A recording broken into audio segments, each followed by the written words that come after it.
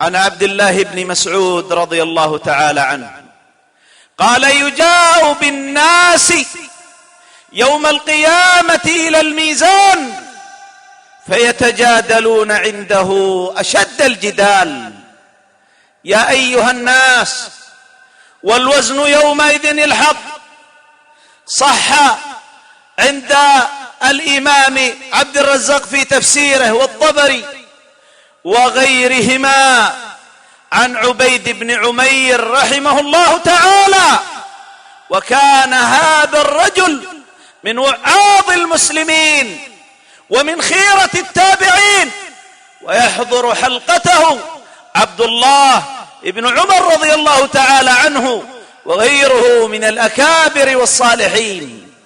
ذكر عند هذه الآية فقال: يجاء بالرجل الطويل العظيم السمين الأكول الشراب لا يزن في الميزان شيئا.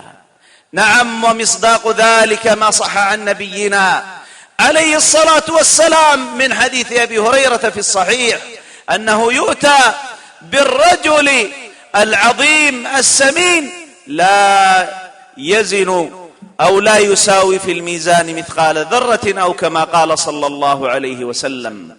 نعم أيها الناس، فمن ثقلت موازينه، أي من ثقل ميزانه يوم القيامة بكثرة الحسنات، فأولئك هم المفلحون.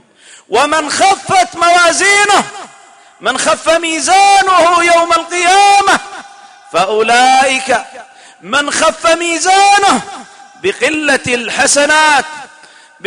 الحسنات فأولئك الذين خسروا أنفسهم بما كانوا بآياتنا يظلمون، أي كانوا يجحدون بها ويكذبون بها ولا يستيقنون بها.